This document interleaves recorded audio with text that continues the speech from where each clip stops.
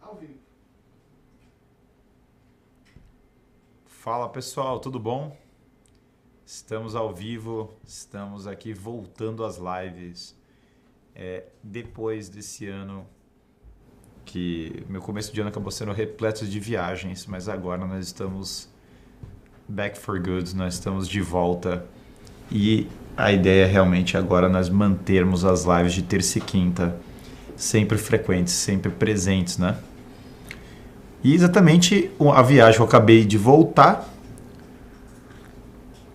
Foi muito tempo de fato ausente, mas estamos de volta. E a viagem da qual eu acabei de voltar exatamente inspirou essa live de hoje. Acabei de voltar da Inglaterra, mais uma dessas viagens missionárias muito loucas para a Inglaterra. E estou com fortes impressões sobre a Europa. Na verdade, passei por Portugal e depois fui para a Inglaterra. E estamos de volta aqui. Vou falar minhas impressões da viagem e nós vamos falar sobre a Europa. O estranho fim da Europa ou a sequência de fins da Europa, como aconteceram, né?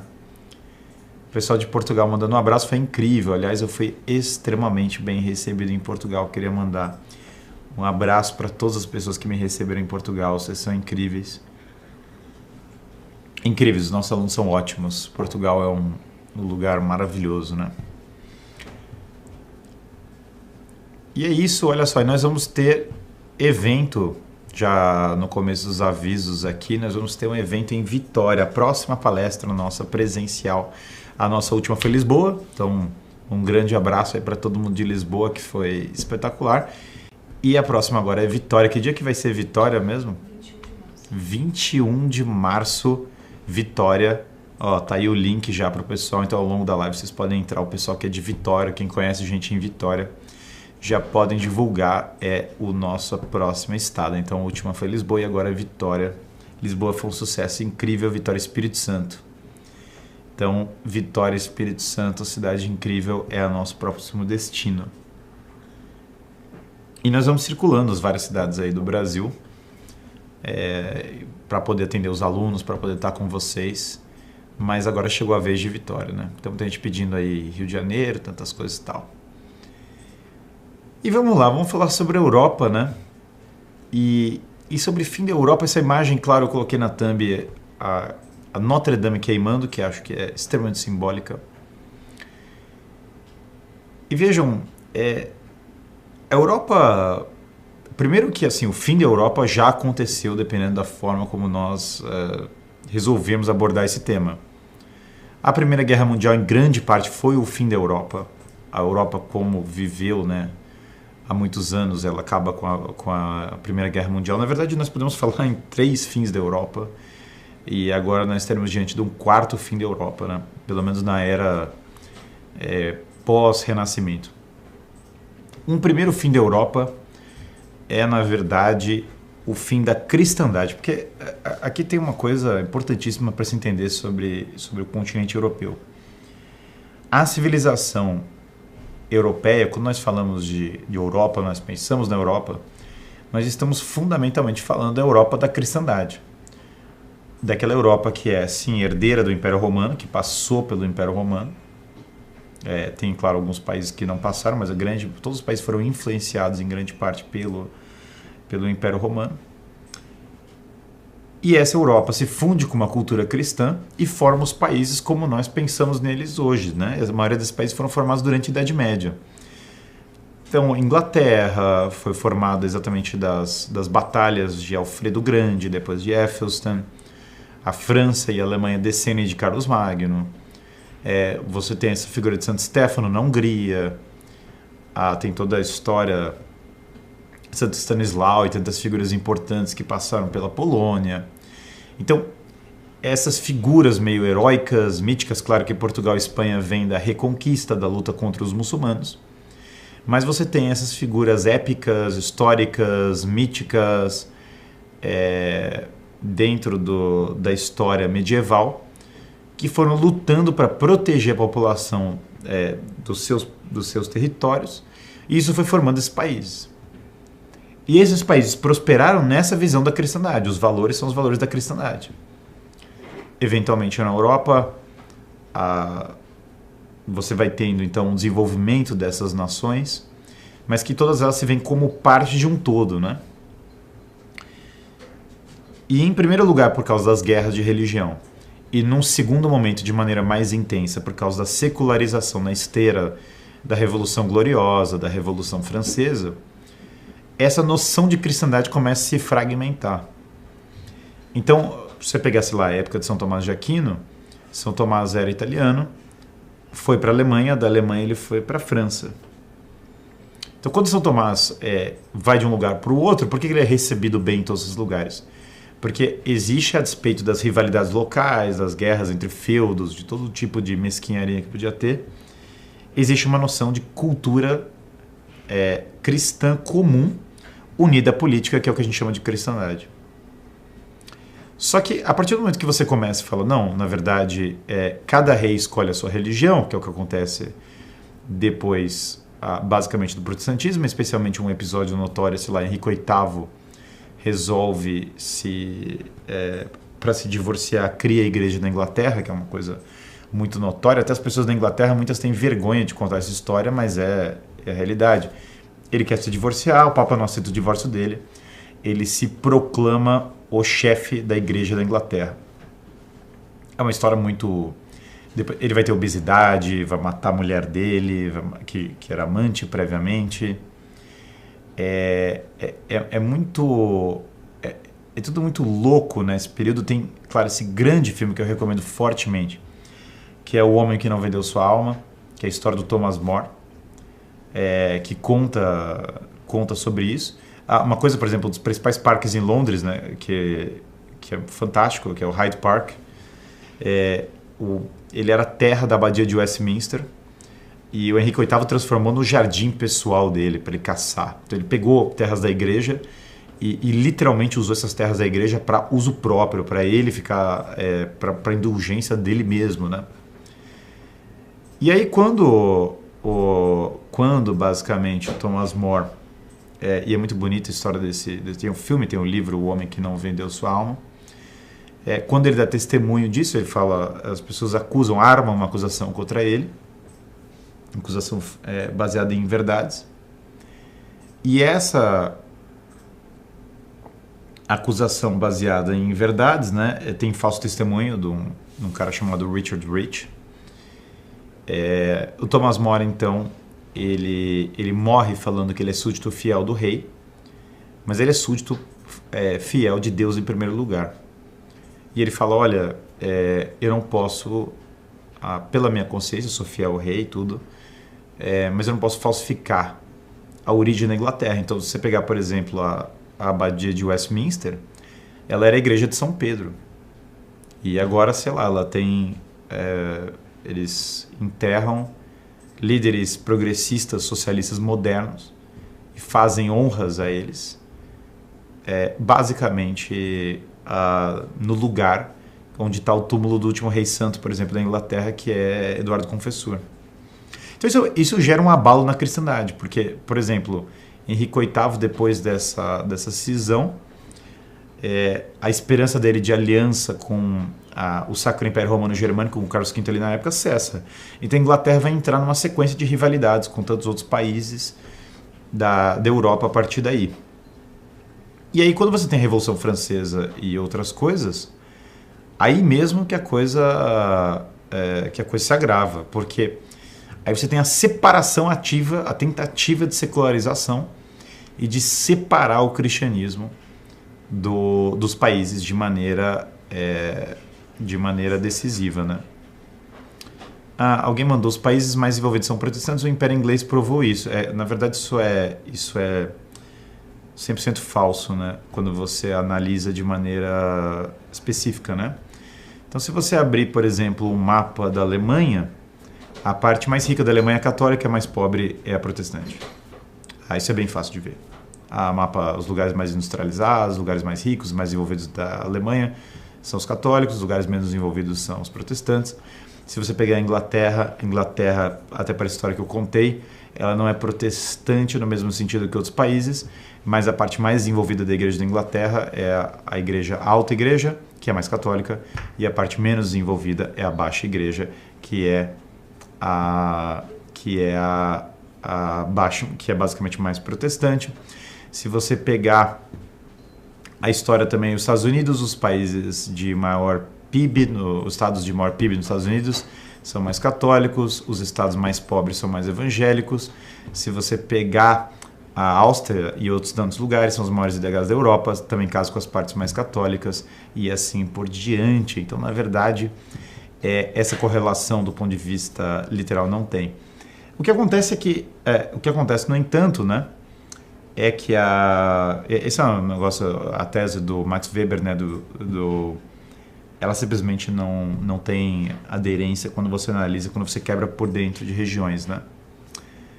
Agora, pode abrir perfeitamente as regiões e começar a analisar, vai ser bem divertido. Mas vejam uma coisa. Quando você separa qual a fonte, muito bom acontecer. Chegou o boi velho, cadê a fonte? Ei, cadê a fonte, entendeu? Mas Guilherme, cadê a fonte para a parte mais rica da Alemanha ser a parte católica, a mais pobre ser a protestante? Literalmente abra qualquer mapa agora, em qualquer lugar, pode pesquisar, literalmente abra. Mas é muito bom, cadê a fonte? Tava faltando saudade das pessoas que mandam cadê a fonte.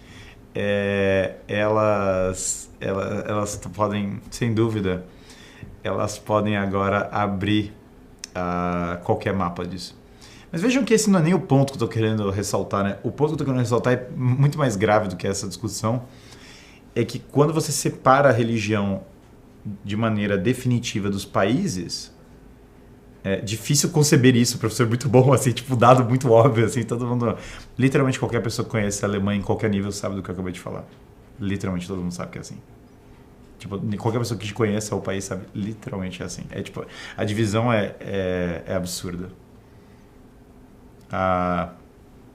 Sei lá, é só você visitar os lugares. Mas olha, qualquer conversa, cadê a fonte? Cadê a fonte? Qualquer fonte vai falar isso. Tipo, é um dado tão notoriamente óbvio, assim, tipo, cadê a fonte que beber água faz bem, né? Cadê a fonte que se eu malhar eu ganho músculo? Onde está a fonte? Muito bom, né? Muito bom, muito bom. Mas enfim. É só pegar o Texas como exemplo, mas o Texas tem uma população católica muito maior do que a Alabama, Mississippi e tantos outros que são terminantemente mais pobres, né? Aliás, eu já dei aula no Texas e as igrejas católicas são cheias. Elas são realmente cheias. O que mais cresce meio que no Texas é meio que a igreja católica, entendeu? E a questão é que se você atravessar para o cinturão, o Bible Belt mesmo, é a região mais pobre, o Appalachia, né?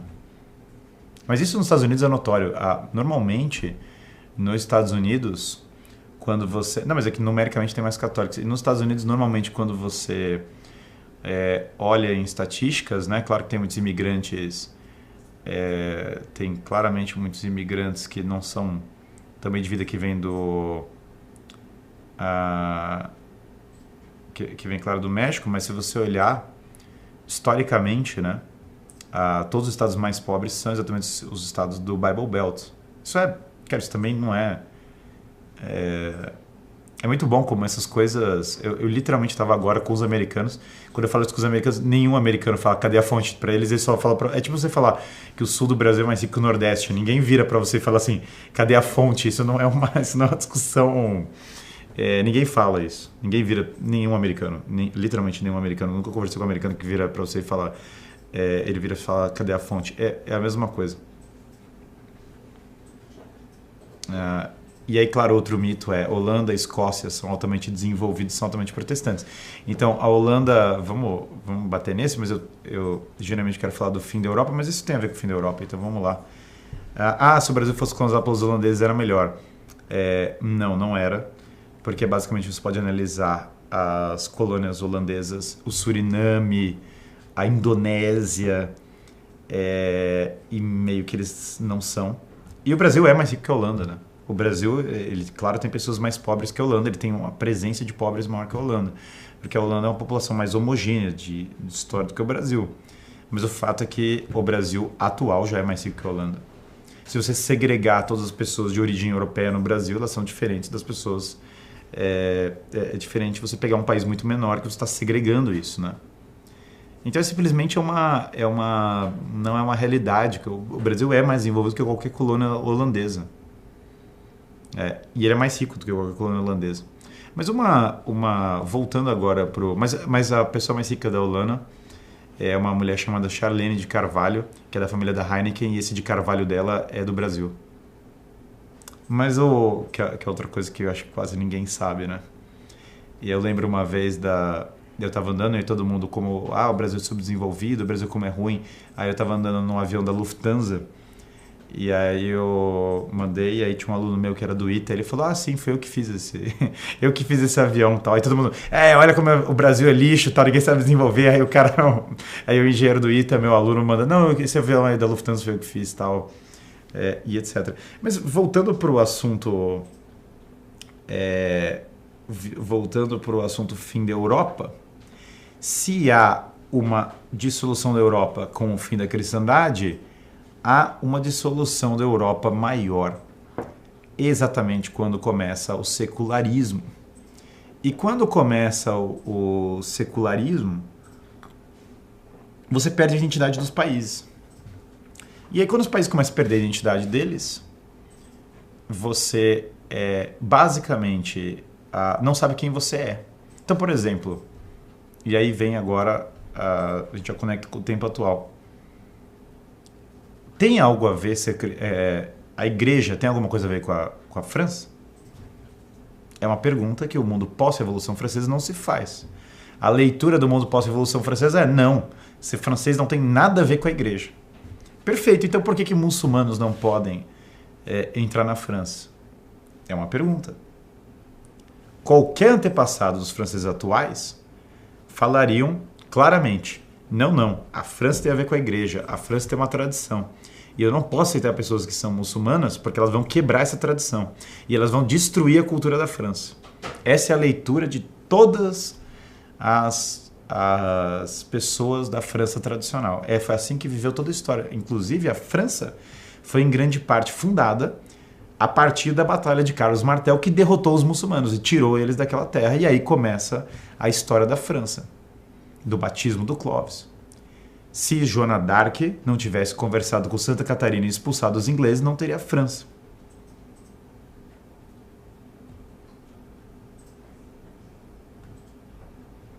E é louco porque a partir do momento que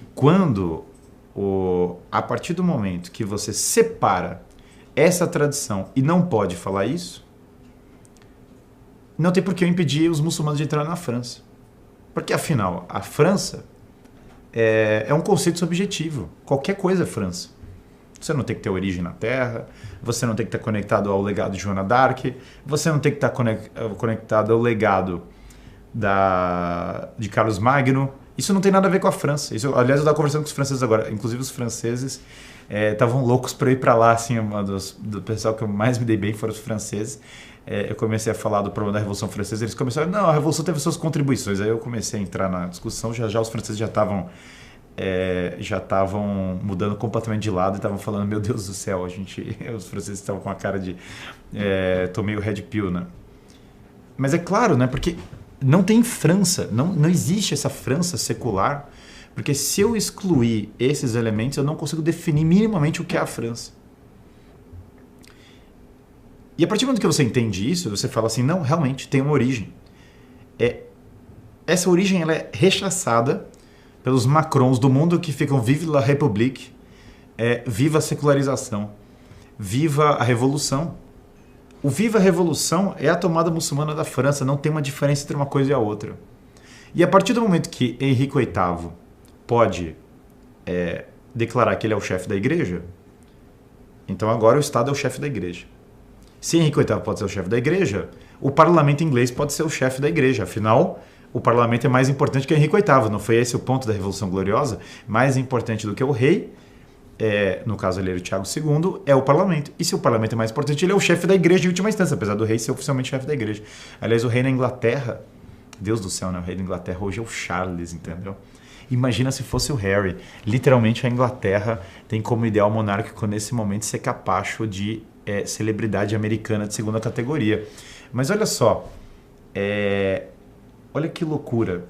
A partir do momento em que o rei não tem poder real, ele é uma espécie de estranho chefe da igreja, o poder dele está com o parlamento, e o parlamento vai dizer qual é a moral das pessoas, não tem esperança para a Inglaterra, porque não existe essa Inglaterra, a Inglaterra dos feudos, a Inglaterra dos campeonatos de rosa no interior, a Inglaterra do cultivo das ovelhas, a Inglaterra da tradição, a Inglaterra das igrejas medievais tão lindas. Ela não tem como sobreviver se quem manda no país é um monte de burocratas eleitos no parlamento com falsos partidos. O Partido Conservador Britânico é 100% falso. Eu vi lá, eu conheci a líder do Partido Conservador Americano. Ela é de esquerda, é a direita da esquerda, assim, num nível inimaginável. É 100% falso. E aí as pessoas tinham a impressão errada que nós vamos fazer o Brexit. E aí quando nós fizermos o Brexit, aí tudo vai estar resolvido. Não tá, porque o problema é que o Brexit mais importante era tirar da própria oligarquia britânica o poder que foi dado. Então, quando você faz o Brexit, você não retornou o país para a Inglaterra tradicional. Você, na verdade, só tirou da União Europeia. E por mais que a União Europeia seja secular e socialista, o governo inglês é a mesma coisa, talvez num nível pior em alguns aspectos. Então, a Inglaterra conseguiu a proeza de intensificar a presença muçulmana. Hoje, descendentes de ingleses de origem em Londres são 36%. Eu vou repetir isso, 36% de Londres é inglês mesmo, são pessoas de lá mesmo. O resto das pessoas são de fora, são legiões de muçulmanos nas ruas, são legiões. Sei lá, e tem vários tipos de bárbaro envolvidos nisso. Por exemplo, tem o bárbaro rico, que é o muçulmano que comprou a Harrods, e aí vem esses turistas comprar e gastar dinheiro em itens de luxo, da maneira como bárbaros completos, colecionando itens de luxo e tal. A Inglaterra é um lugar de comércios de 200 anos, 300 anos, de alfaiates, de pessoas que fazem sapato na mão.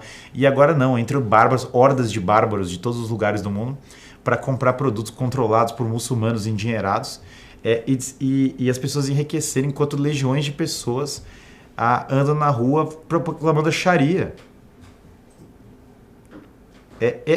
Isso é loucura. Mas por que é loucura? Porque o rei jura combater a fé do povo, no juramento do rei tem vou combater a fé do povo. Faz referência ao catolicismo. E a história, e aí que tem alguém falando, não, mas é o desenvolvimento inglês. Que desenvolvimento inglês, cara? Do que você está falando? As pessoas estão perdidas. Aí eu estava falando inglês uma vez, né? Aí ele falou para mim, não, da superioridade do inglês face aos italianos. Eu falei, o único problema foi que os italianos criaram Londres. Aí o inglês travou um tempo, né? Ele demorou um tempo para processar a informação. Teve aquele momento de loading, né? Porque é óbvio, né? Londres foi feito pelos romanos. Eles montaram a cidade.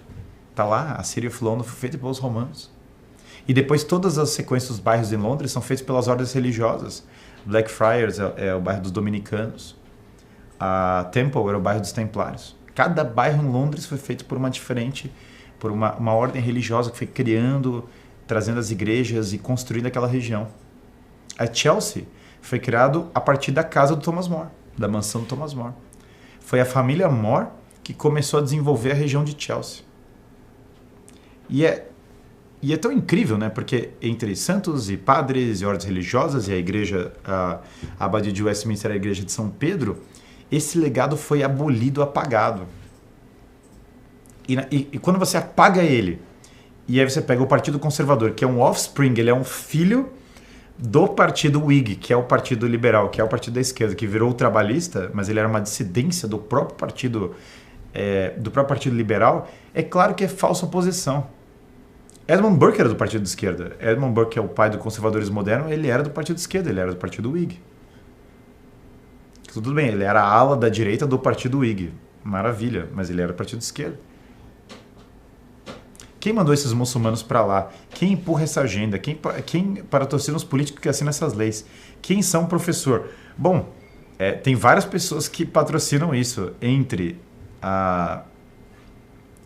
toda todo tipo de coisa que circula, mas essa elite iluminista, a elite bancária, uma parte razoável da elite bancária iluminista e progressista total, faz parte disso. Se você pegar, por exemplo, dos fins da Europa, um dos maiores fins da Europa foi a Primeira Guerra Mundial. Mandaram num chat falando quem são os responsáveis pela Primeira Guerra Mundial. Qual era a finalidade da Primeira Guerra Mundial? E é fácil, eu vou falar três responsáveis pela Primeira Guerra Mundial. Nós tivemos três objetivos da Primeira Guerra Mundial. Um objetivo era a criação de um governo mundial, que era o tal da Liga das Nações. 2, um dos objetivos da Primeira Guerra Mundial era precisamente a criação de o controle da moeda global, e isso passa pelo Fed. 3, objetivo da Primeira Guerra Mundial, a dissolução e destruição da Europa. Houve a dissolução da Áustria, a transformação da Rússia na União Soviética, a Alemanha virar a República de Weimar. A Primeira Guerra foi a destruição da Europa, guiada por tantas figuras. E, por exemplo, uma das notórias famílias que que impulsionaram a Primeira Guerra Mundial, isso tem, por exemplo, no livro muito bom do Anthony Sutton, que é Wall Street and the Bolshevik Revolution, que é um belo livro. Mas a família Rothschild, por exemplo, que influencia demais a política britânica há 300, 400 anos, ela foi uma dos grandes incentivadores da entrada dos Estados Unidos na Primeira Guerra Mundial, da dissolução da Áustria e etc. Isso é absolutamente registrado. Lord Milner, o membro desse... E aí tem esse belo livro também do Carol Quigley, né? Tragedy and Hope, que fala sobre esses grupos ingleses conspiratórios. Lord Milner foi um dos criadores do campo de concentração. E o campo de concentração, pasmem, foi criado para botar os Boer, que eram agora em defesa dos holandeses.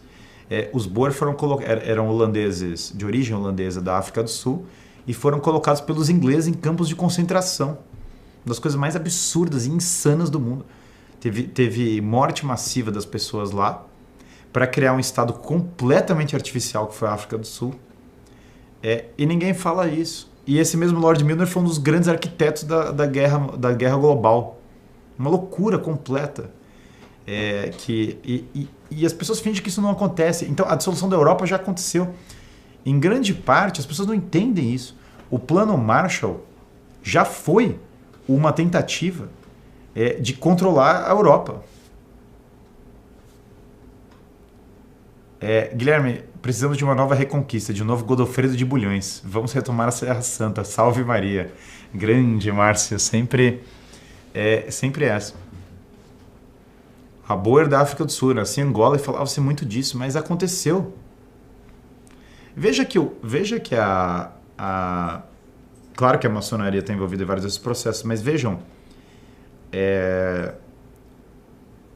tá lá, né? Tá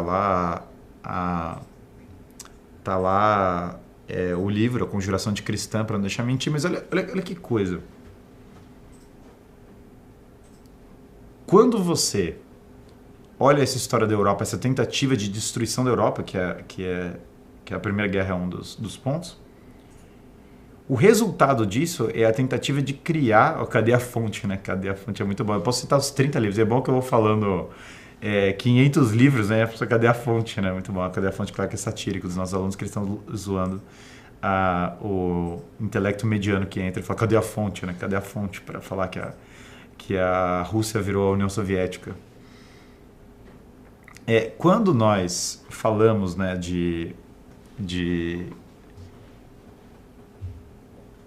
Quando nós falamos da Europa, o Plano Marshall, em grande parte, botou a Europa no conta-gotas. A Europa teve narração controlada. Todo mundo... as pessoas falam, que lindo, o Plano Marshall construiu a Europa. O Plano Marshall, em grande parte, transformou a Europa numa Europa totalmente domesticada. Todo mundo tem que seguir a risca, tem que ter algum tipo de democracia socialista, estado do bem-estar social, que nunca cresce, nunca se desenvolve, a fertilidade das pessoas sendo destruída e a Europa vai lentamente se autodestruindo. A partir do momento que promoveram a partir do momento que promoveram a perda da fertilidade na Europa, o ódio contra o próprio país e o ódio à cultura cristã. E aí vem essa narrativa anticolonialista, a Europa é opressora, a Europa é opressora, a Europa é opressora. Então você tem uma geração de pessoas que se odeiam, que não querem ter filhos. Então pessoas se odeiam, não querem ter filhos e elas olham e esperem desculpa. A pior coisa da Inglaterra o anglo-saxão, ele entende isso, meu Deus do céu, é que o muçulmano entra, ele rouba o cara, ele bota fogo na casa. Ele sai gritando Allah Akbar e o inglês pede, desculpa que eu te oprimi no passado. É um negócio assim surreal. Eu fico com vontade, meu Deus do céu, cara, como é possível? Como é possível isso? Aí o muçulmano chega lá gritando até o inglês, desculpa, me perdoe por ter te ofendido.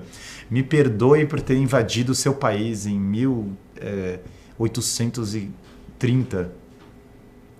É muito louco isso.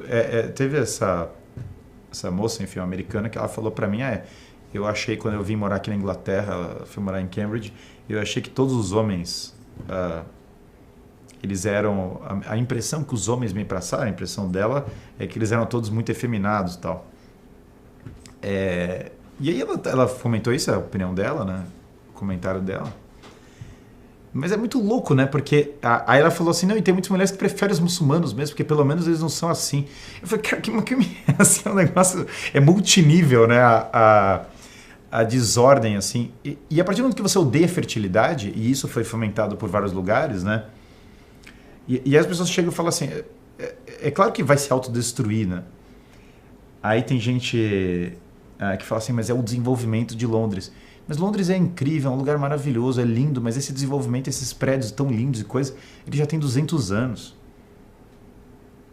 Tem a tese, claro, que os ingleses morreram os melhores na Primeira e na Segunda Guerra Mundial, e aí sobraram os que não queriam ir para a guerra, e aí isso piorou muito o país. Veja, sem entrar nessa... Tem um amigo meu americano que fala isso, mas sem entrar nessa tese muito louca, é claro, é evidente que a partir do momento em que você odeia a sua própria cultura e você quer destruí-la e você odeia a fertilidade, é claro que o seu país vai começar a definhar. Não é que não tem salvação, veja, mas a salvação envolve coisas que o mundo moderno não está nem disposto a discutir.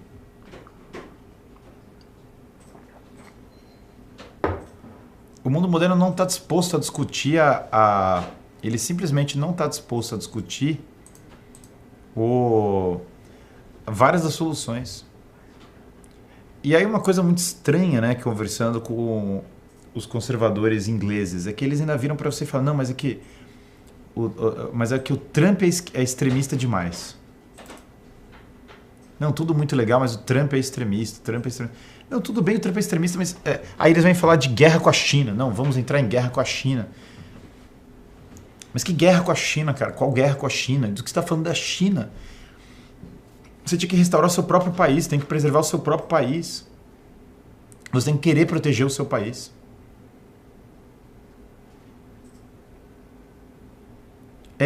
Você precisa querer proteger o seu próprio país. Você precisa querer salvá-lo. Isso vale para o Brasil também. Um erro do Brasil, um grande erro que tem na nossa mentalidade nacional, é a falta de percepção do brasileiro que é nossa tarefa construir esse país. Nós temos que construir o nosso país, cultivar ele.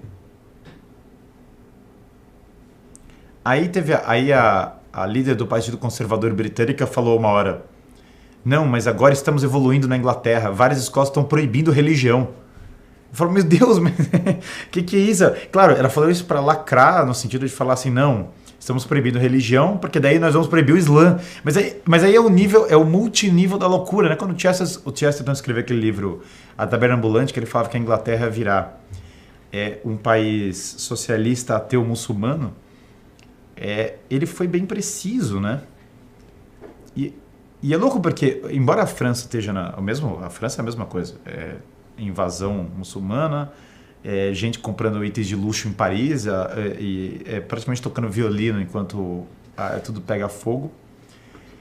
E é claro, muitas pessoas também, assim como na Inglaterra, muitas pessoas boas ainda no interior, ainda preservando a tradição. Mas é louco porque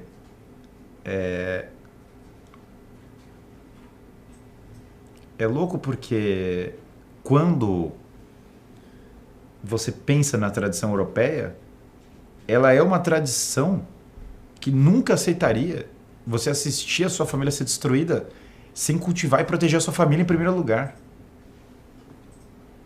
O pensamento cristão na Europa não aceita a religião de Maomé, mas sim que os cidadãos muçulmanos têm direito de vir para a Europa e trabalhar. Mas ninguém tem esse direito, deixa eu te explicar, não existe o direito de ninguém vir para um lugar e trabalhar. Esse direito não existe, ele não faz o menor sentido.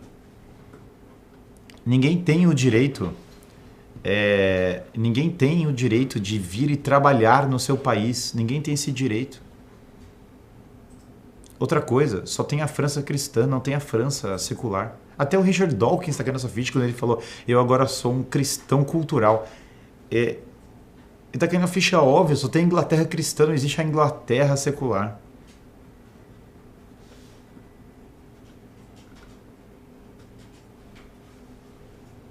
Tem que acabar com essa ideia de, não, desculpa pela cultura ocidental, desculpa pela cultura europeia. Não faz o menor sentido sair pedindo desculpa pela cultura europeia, não faz sentido nenhum, não tem lógica alguma. Direito de imigrar, ele tem o direito de visitar o país, ele não tem. E é óbvio que deveria ter um país, veja, desde os bons e velhos, Isabel a Católica, nós já temos isso na nossa cultura e nós deveríamos voltar com ela. É uma fé, uma nação. Todo país tem que ser assim, já se viu. Aí fala, não, mas é que a diversidade não faz sentido se você... uma pergunta muito simples. Se todo mundo da Inglaterra for do Marrocos, você acha que a Inglaterra vai parecer mais a Inglaterra ou Marrocos? Não é para ser o óbvio. Se metade da população de Londres for Marrocos, talvez Londres pareça mais com Marrocos do que com Londres. É óbvio isso, mas é tão óbvio. Mas a fraqueza vem do secularismo. O secularismo enfraqueceu a Europa. O que está destruindo a Europa é o secularismo. E também a noção de que ninguém tem que cultivar a terra. Por exemplo, você tem que cultivar o seu país. A gente tem que cultivar o Brasil. Acontece lá em Portugal. Pessoas muito boas falam, não, vou lá para a Alemanha que eu vou ganhar dinheiro. Perfeito, não vou ficar julgando ninguém que faz uma decisão profissional. Mas você tem que cultivar o seu país. Tem que ter filhos. Mas ter filho é caro. Mas é isso mesmo. Mas a gente vai cultivar, as próximas gerações vão cultivar essa terra. Tem que ter filhos, eles têm que cultivar a terra. Mas é diversidade. E aí a Sharia sendo forçada. É isso mesmo.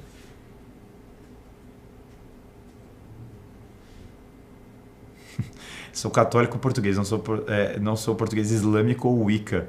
Mas não é para ser mesmo, porque não faz sentido ser português islâmico ou Wicca. É uma contradição de termos. Não tem como. A falta de fertilidade é a destruição da Europa. A maior parte dos alemães vivos foram concebidos por pessoas que viveram antes da Revolução Sexual.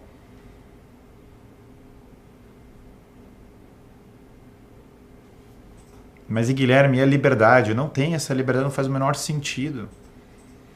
Portugal e Espanha foram criados pela Reconquista. Não tem liberdade nenhuma dessa. Não tem essa liberdade, é uma loucura. E aí é engraçado porque as pessoas têm que ter liberdade na virtude. Liberdade, o J.D. Vance falou uma coisa muito correta. E eu estou longe de estar, meu Deus, agora o governo Trump vai salvar todas as coisas. Eu não estou acreditando que as coisas são tão simples assim quanto as pessoas estão imaginando, quanto os otimistas pensam de maneira tão grande. Mas o J.D. Vance falou uma coisa muito correta, essa história de ordem dos amores Santo Agostinho. Você tem um dever de amar primeiro as pessoas do seu país, as pessoas, você deve esse amor primeiro Deus, mas depois você ama as pessoas do seu país. Eu não tenho que amar a pessoa do Marrocos do mesmo jeito que eu amo o Brasil. Eu não tenho esse dever. Não é assim que funciona. Ah, mas cadê o amor cristão? O amor cristão não é amor às pessoas por igual. Eu tenho uma ordem de prioridade. Eu preciso proteger a minha família. Então, sim, eu amo a minha família antes do que eu amo o imigrante, o refugiado marroquino. Sim. Depois, eu amo a minha família e eu amo o meu país antes do que eu amo. Cadê o direito do não sei o que? Eu não amo nada dessas coisas. Então, eu antes amo a minha família e depois eu amo o meu país. E eu amo Portugal como uma extensão natural do meu país. Porque Portugal... E isso me preocupa, porque Portugal e Brasil é Portugal. Agora, então, na medida em que eu amo o meu país, essa visão é subjetiva. Ela é zero de subjetiva, aliás, ela é totalmente objetiva. Na verdade, qualquer outra visão é subjetiva. A única visão objetiva é essa. Só tem essa visão objetiva, que é: eu amo a minha família, eu amo o meu país, eu quero proteger e cultivar o meu país.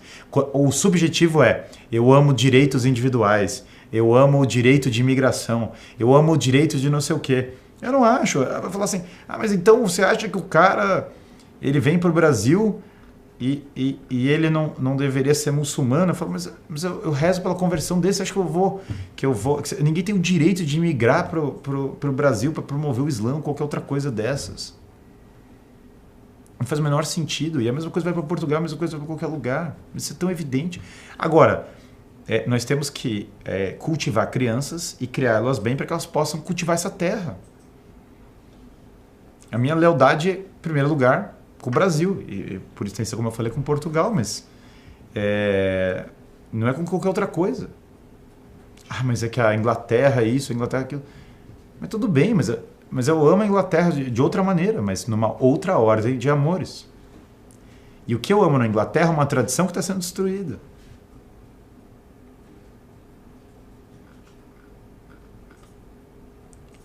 Estou errado de achar que o cenário atual é composto de América de Trump e a antiga Atenas contra o Ocidente, incluindo a Europa, que é a Atlântida. Nossa, muito louco.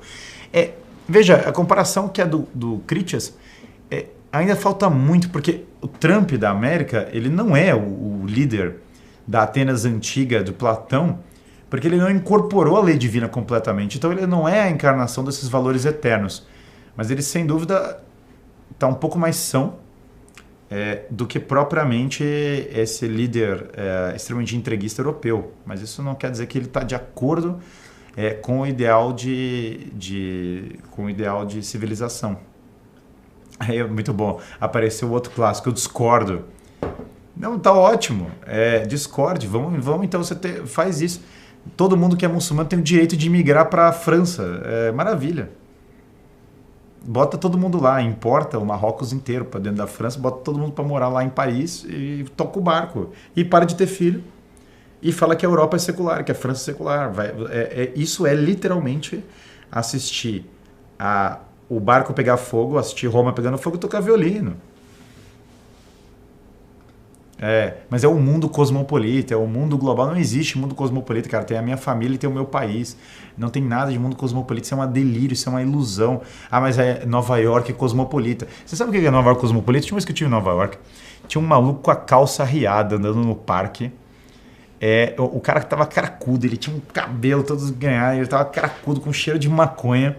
E ele tava andando para cima das crianças e um monte de chinês tirando foto. Isso é o que você está chamando de mundo cosmopolita. Isso é a loucura completa. Isso é no bairro Nobre. Era Greenwich Village. Isso é insanidade. É um lugar riquíssimo e está acontecendo isso. Falando em amor, eu tenho um crush em uma aluna do FDZ. Como chegar nela de forma cirúrgica e red pilada? Ela é da mesma cidade que eu. Muito bom, os caras estão pedindo conselho amoroso aqui na live. Eu falando do cracudo em Nova York. Eu tentando fazer live, foi muito louco, porque eu tava tentando fazer live e eu tentando pegar uma paisagem bonita. Aí eu tô lá tentando virar a câmera e o cara pelado lá no parque, cracudaço, assim. Os estudantes da NYU, que você não sabe mais quem é o cracudo, quem é o estudante da NYU, é quase indistinguível, assim. E o cara pagando horrores para estudar na Universidade de Nova York e você não sabe dizer quem que é o mendigo, quem que é o aluno. E eu tô andando lá com a câmera e aí o cara, viva a diversidade. Aí vem o cara aqui no Brasil no chat, viva a diversidade. É o fim do mundo mesmo. É o fim do mundo, cara. As pessoas têm que ter uma cultura coesa, com valores coesos que vão dar unidade, que vão fazer o bem das pessoas, o bem comum. A nossa miséria cultural também é nossa sorte. O Brasil é tão desordenado que o islamismo jamais colaria aqui no Zé do Boteco na esquina. Não, o islamismo cola lá no anglo-saxão que bate palma e fala obrigado por me redimir do meu pecado histórico. E o anglo-saxão lá chorando, por favor, invada o meu país, leve os meus bens. E aí você anda lá em bairro nobre, em Londres, e os caras estão colocando um cadeado em volante, cara. Um negócio assim, tão surreal. Chelsea. Para quem conhece a Inglaterra, expliquem pro pessoal do chat como que é Chelsea. É um bairro riquíssimo. E aí você anda na rua e agora tem cadeado em volante. Bizarro, assim, os caras... E aí o anglo-saxão, ele fala, não, melhor eu colocar o cadeado, porque vai que, coitado, né? Vai que o imigrante ilegal rouba o meu carro. Coitado, ele vai acabar sendo preso. Então é melhor botar o cadeado antes que ele sofra.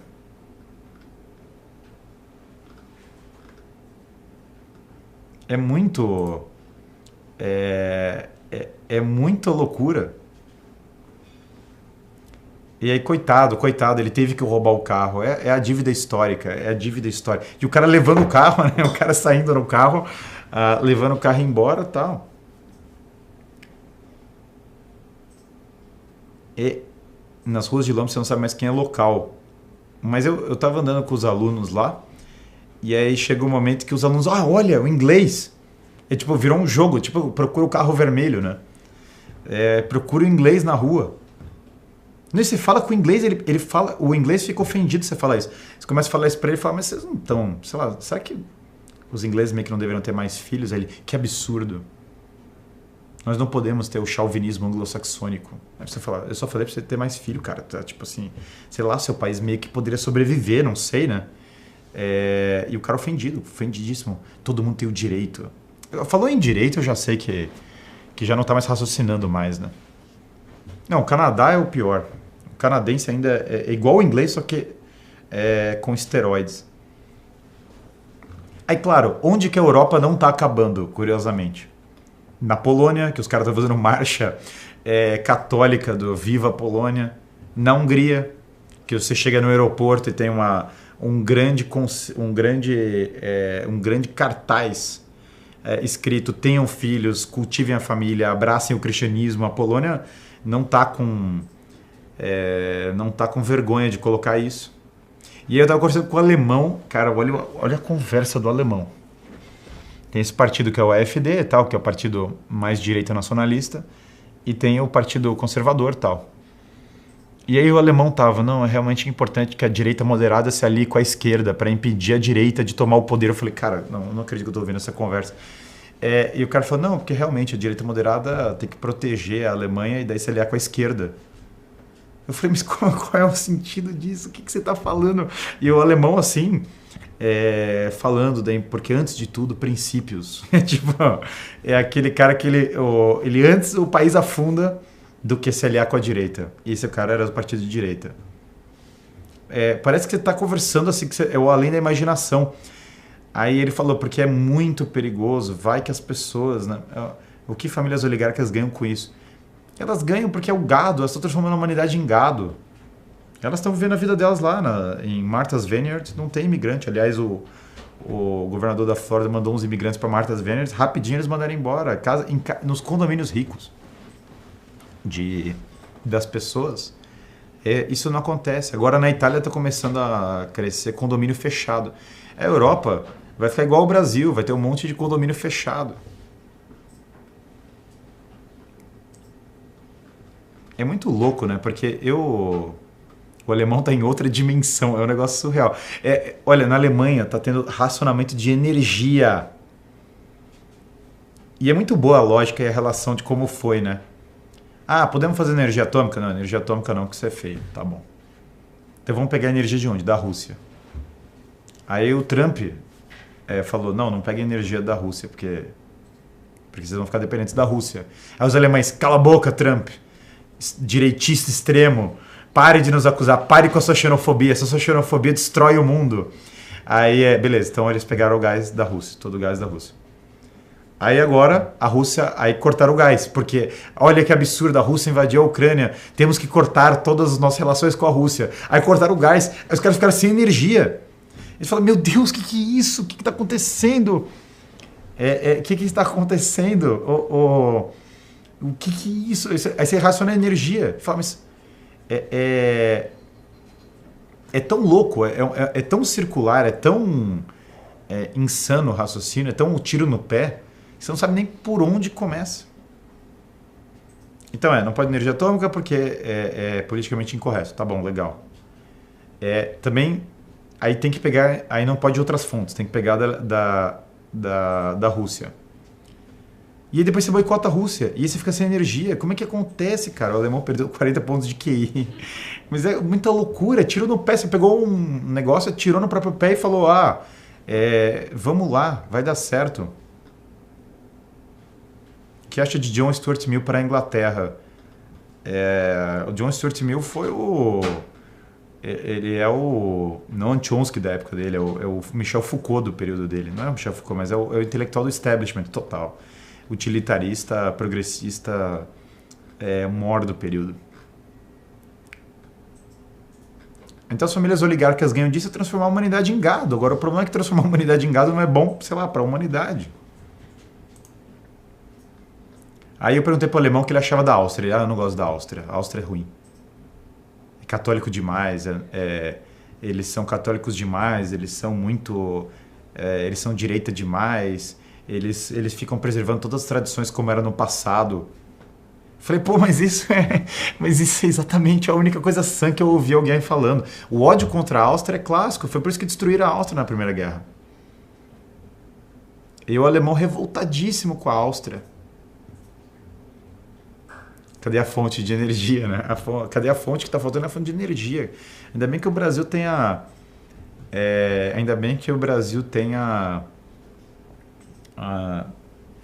tem a energia hidrelétrica, porque...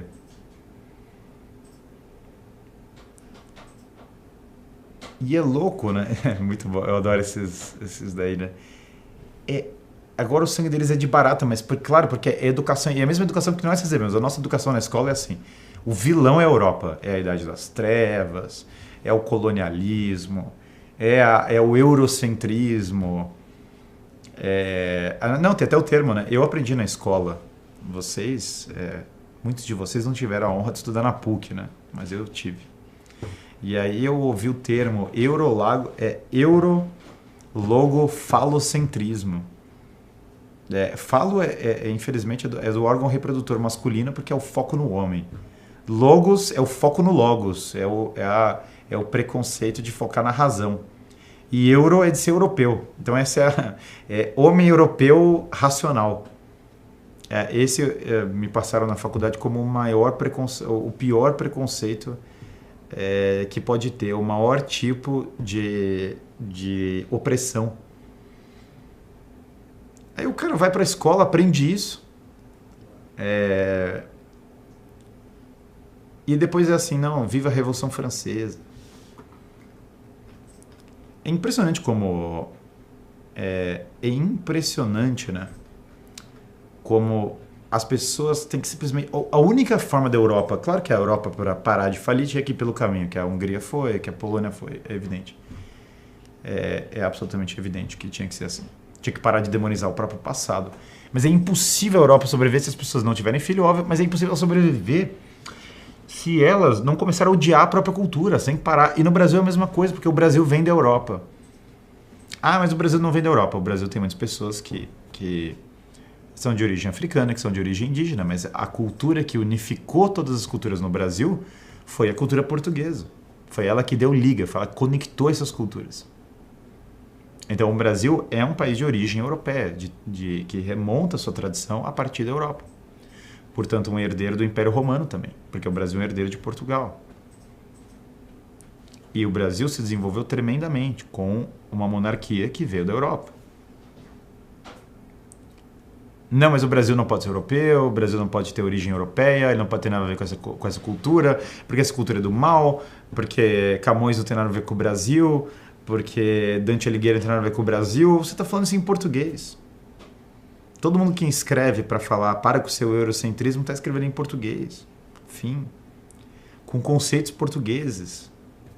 Com conceitos latinos, ou sei lá, gregos, o que quer que seja. Em português. É igual quando o cara fala, os portugueses nos oprimiram, ele escreve em português. Odeia os portugueses em português. É tão fora, né? É impressionante, né? Será que Portugal escapa dessa invasão? Eu acho que o que protege Portugal é a promessa de Fátima. É a única explicação que eu encontro para a proteção de Portugal, a promessa de Fátima. Portugal, eu acho que é um país que eu sou apaixonado. E eu conversei bastante com os portugueses e eu amo eles sempre. E Portugal, a promessa de Fátima é a grande proteção, porque é por isso. Mas eu acho que a restauração de Portugal e a restauração do Brasil estão conectadas por esse destino que Fátima uniu. Eu acho que o segredo para Portugal passa pela mensagem de Fátima e o segredo para o Brasil passa pela mensagem de Fátima. Eu acho que a proteção de Portugal é essa. Não tem outra forma de enxergar.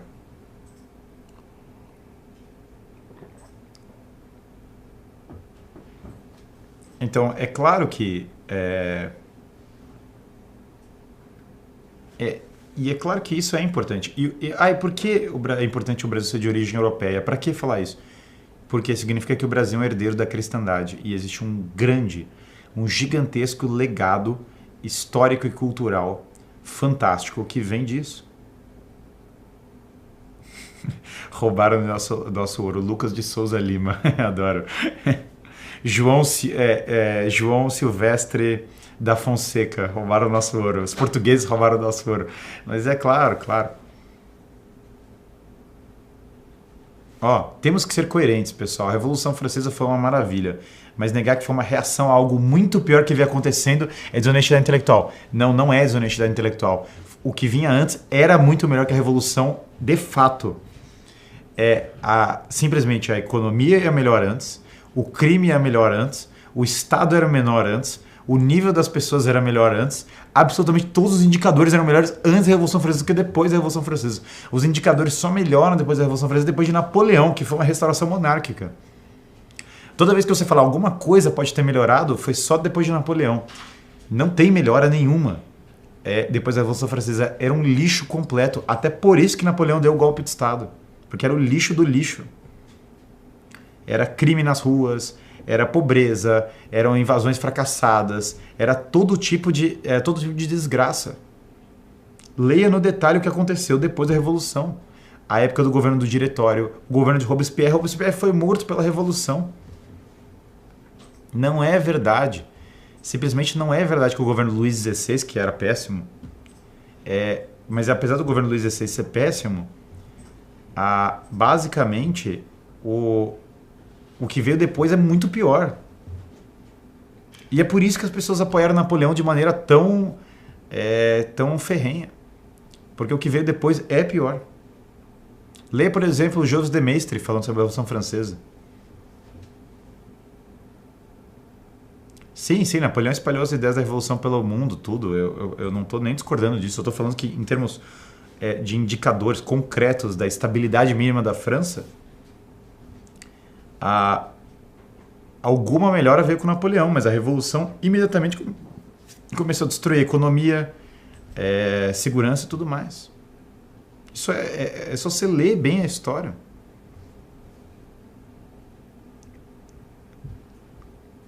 O viés que existe é o viés pró-Revolução Francesa. Não é só padres e freiras sendo guilhotinados. Eram igrejas sendo queimadas, eram pessoas roubando dinheiro, eram estupros na rua, era crime de toda sorte, fila de criança para ser executada na guilhotina, caos total. Se os caras estudassem a história de Portugal escrita pelo João Amiel, publicado, não diriam essas coisas. Falta estudo, com certeza. Concordo, esse é um belo livro, aliás, mais uma indicação importante. Qual a sua opinião sobre Thomas Carlyle? Eu visitei a estátua dele, né? Fiquei em Chelsea, inclusive, mas eu nunca consegui visitar o Museu Carlyle, porque ele tem horários ultra específicos para ser visitado. Mas o Carlyle, aliás, para tantos... Carlyle é uma pessoa que escreveu textos muito interessantes. Eu não concordo com todas as coisas que ele escrevia, mas ele escreveu várias coisas interessantes. E é louco porque o que precisa acontecer para cair a ficha, né? O que precisa acontecer para cair a ficha de que as escolhas que a Europa, o que a grande parte da Europa está fazendo, são destroem um país.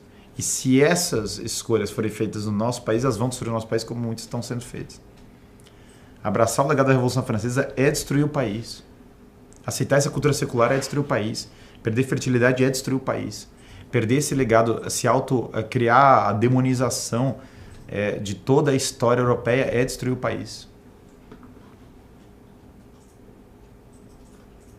É tão simples quanto. E nós temos que resgatar a nossa...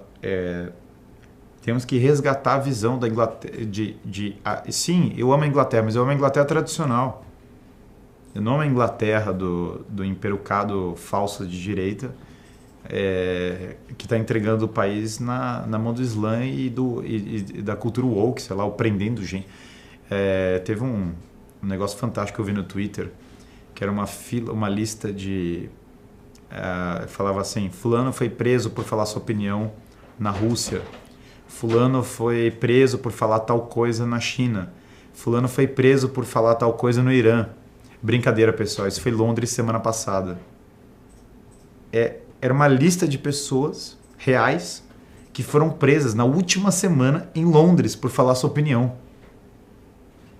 E aí tem várias coisas que são distópicas. Parece que você tá naquelas distopias, naquele filme Brasil. Você anda no metrô em Londres e aí tem um cartaz assim: olhar é assédio.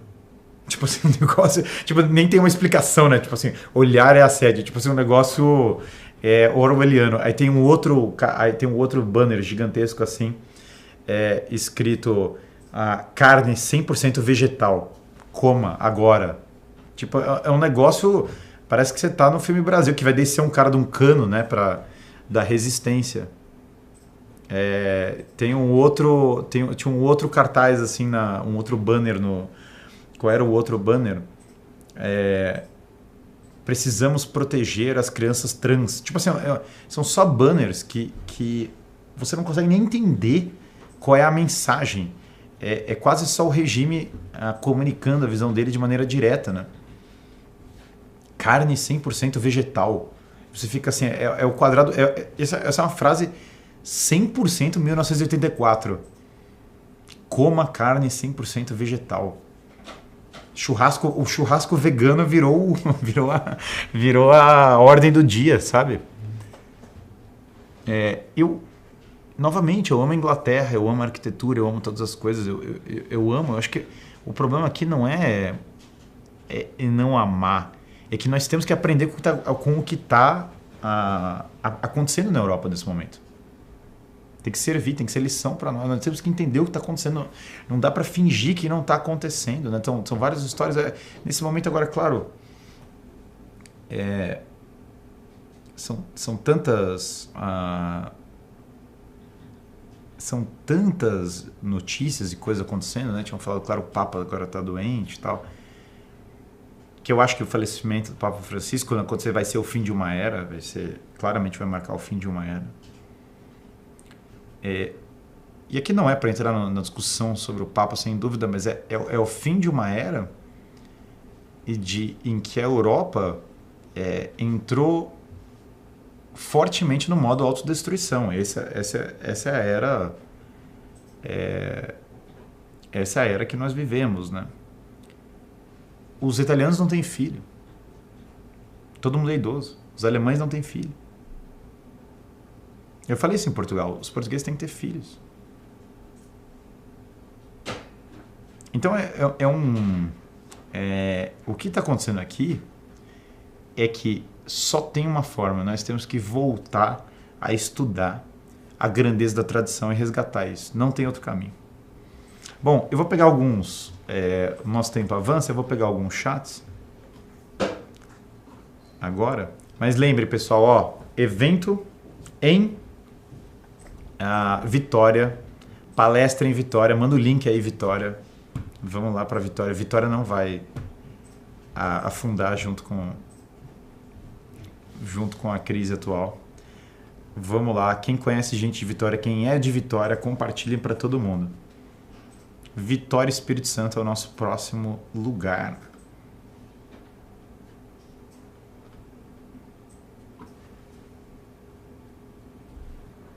Vem para Madrid, Guilherme. Eu conheci seis espanhóis, eles me chamaram para ir para Madrid, para palestrar lá. Os espanhóis me acompanham. Não me pergunte como, mas eles estão aí, eles estão na área. E eu acho que eles, sei lá, eles vêm em português, eu não sei como eles fazem, se eles entendem português. Mas eles me acompanham, me chamaram para palestrar lá, muito legal. Adoro a pessoa da Espanha. A taxa de natalidade brasileira está pior que a da Itália. Pois ou seja, modo apocalipse também. Mas eu estou fazendo a minha parte, já tenho 5 filhos. Então eu, da minha parte, não faço parte da estatística. Se depender de mim, eu pelo menos já repus e já fiz o meu. Cumprimentos desde Madeira, Portugal. Um abraço aí para Portugal.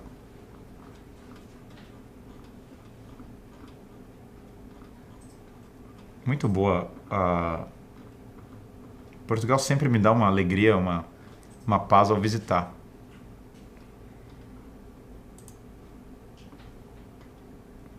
Quem não colocou o like no vídeo, aproveita e coloca, né?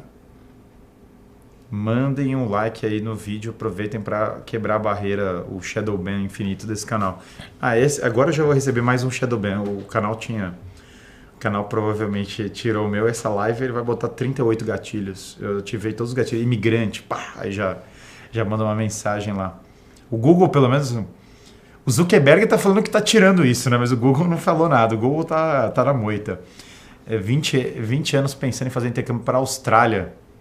Qual a sua opinião sobre lá? Eu não conheço a Austrália, nunca fui lá, mas eu não conheço a Austrália, mas todos os australianos que eu conheci, eles são muito agradáveis. Mas falam que a Austrália tá meio distópica também, tá com muito das culturas woke também. Mas eu não conheço a Austrália, eu não conheço muito pouco, mas conheci os australianos bem divertidos, assim. Eles são mais raiz do que o inglês, né? É tipo um anglo-saxão mais raiz, assim, os que eu conheci, pelo menos, era mais... os caras tinham aquele jeito mais crocodilo Dundee, assim, né? Fala, Guilherme, você me inspirou a me aprofundar no catolicismo, criar uma família em um número generoso de filhos, além de me introduzir no empreendedorismo. Obrigado. Esse é o caminho. Siga sempre. Vem mesmo, Vitória te aguarda. Então, manda para todos os seus amigos aí o evento de Vitória. 5º filho, minha esposa está grávida. Vai vir o 5º. Vão lá, evento de Vitória. Quem não se inscreveu no evento de Vitória, é agora a hora, hein? Fico muito feliz com essas mensagens que o pessoal manda. Me inspirou a voltar ao empreendedorismo.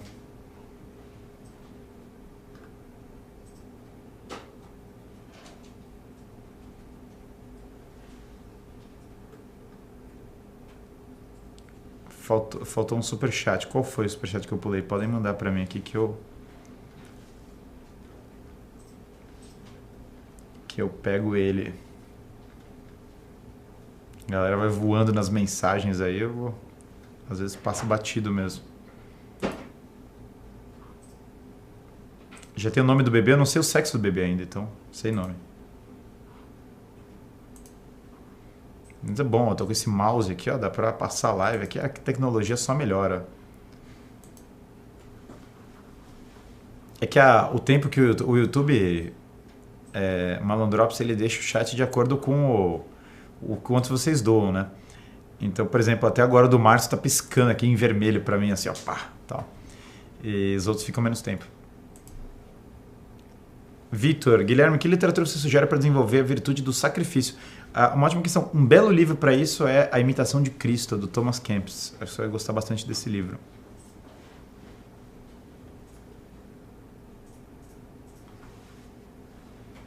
Qual a sua opinião sobre o Nick Land? e o Iluminismo das Trevas. Eu acho esse nome um pouco brega, Dark Enlightenment, mas o livro dele, Dark Enlightenment, do Nick Land, eu achei bom. Achei um bom livro.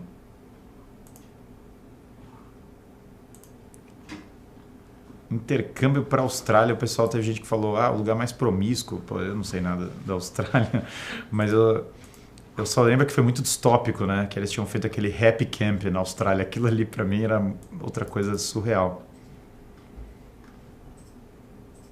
Tenho 18 anos, comecei a te acompanhar no ano passado. De lá pra cá me converti ao catolicismo, estou cursando filosofia na Academia Atlântica, estou lendo a obra de Platão. Apenas agradecer. Um grande abraço.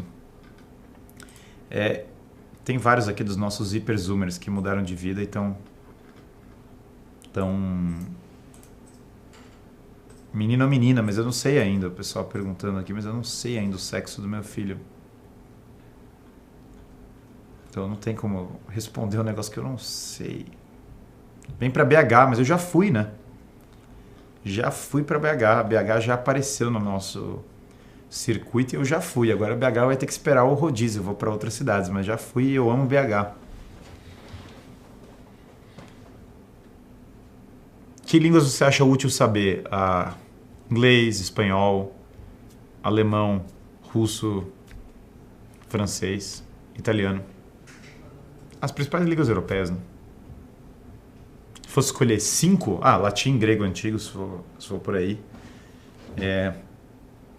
Inglês, se fosse escolher 5, eu escolheria inglês, espanhol, alemão, latim e francês. Acho que seria... E línguas que seriam muito, muito úteis. Meu sonho é morar em Londres. Melhor ir logo. Antes que tenha cidade, enquanto ainda tem cidade. Aproveita enquanto a cidade ainda existe. É claro que tem muitas coisas. O Brasil é um país muito violento, então a pessoa, apesar desse colapso da Europa, a Europa tem que colapsar muito. Vem para São Paulo, professor, mas eu estou em São Paulo, não tenho como fazer isso.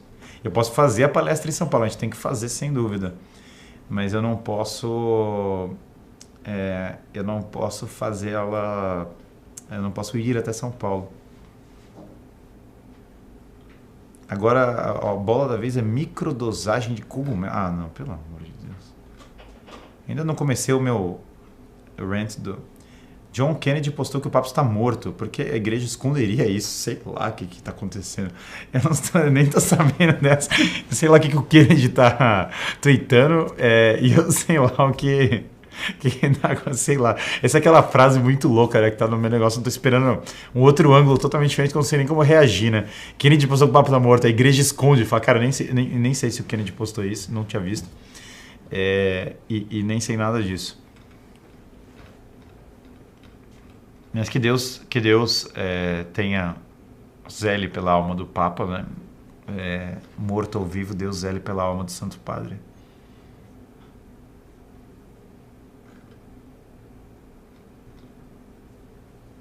Beleza, pessoal? Acho que eu vou pegar mais um último chat e é isso por hoje. Nós voltamos na próxima quinta. Eu ia fazer a live na próxima terça, mas o problema é que aqui na rua tem bloco de carnaval. Olha que coisa maravilhosa. Então tem bloco de carnaval. Talvez eu faça uma live lá do Instagram mesmo, para poder falar mal do carnaval e aí receber os haters, né? Mas vai ter uma legião de pessoas peladas, absolutamente focadas no trabalho aqui na frente da rua, então isso impossibilita a live, pelo menos aqui no estúdio, né? Muito bom como tem gente, meu Deus, ele é contra o carnaval, ele falou mal do carnaval, discorda, né? Discorda. É muito bom, assim, meu Deus do céu, cara. Se eu pudesse expressar o quanto eu desgosto do carnaval, seria longo. O Brasil nunca foi colônia, era uma província ultramarina oficial do Estado de Portugal. Não era período colonial, é sim período provincial. Tu concorda comigo? Concordo 100%. Viva o Principado do Brasil. É muito bom as pessoas que vão, meu Deus, ele ousou criticar o carnaval. Vocês veem qual é a religião verdadeira da pessoa, né? O cara pode falar mal da igreja, o cara pode falar mal de Jesus Cristo. O cara pode falar mal do que for. Mas falou mal do carnaval. Falou mal do carnaval. é o fim do mundo. Carnaval é cultura, tá bom. Muito bom, né? Como o carnaval... carnaval é cultura. Cara, como é que as pessoas... Gente, 2025 tem gente que tem esse cinismo ainda de falar isso, né?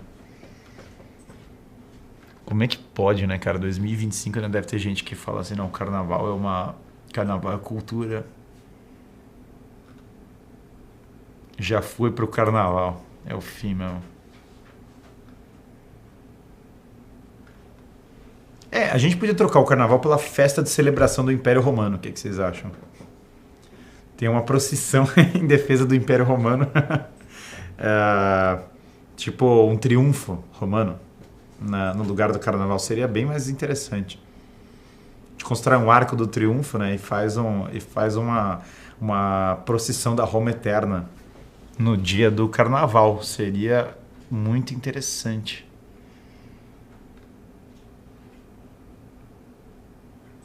Como seria? Eu construiria. A gente constrói um arco e as pessoas relembram a glória de Roma. E passa na Globo e tudo. E as pessoas sentam. A Globo faz um grande especial sobre a história de Roma, antecipando essa grande passeata. E aí depois as pessoas celebram o dia de Roma, né? Pode ser em março. Porque César foi morto nos idos de março, né? Então a gente pode manter essa data aí do carnaval em março. Para celebrar a memória de Júlio César, imagina? Beleza, pessoal? Ó. Deixa eu ver aqui o último chat, vamos ver. Esse aqui já foi. Beleza, então, ó. Última vez, ó. Última frase do tipo. Ó, última vez, último aviso.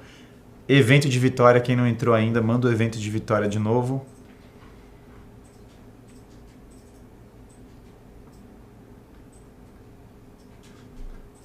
E manda também o Filosofia do Zero. Para quem não entrou no Filosofia do Zero, aproveita e entre agora. Tem um evento de Vitória. E quem é das outras cidades do Brasil, entra aqui agora no Filosofia do Zero. Quem não assinou ainda, é estudar. Essa é a nossa salvação. Pode mandar outro link aí, que os links sempre se perdem. Manda outro link aí, Filosofia do Zero. Aproveitem para entrar no Filosofia do Zero.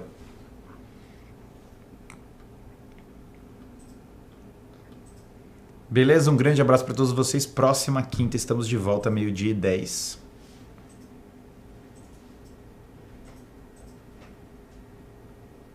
Encerrar.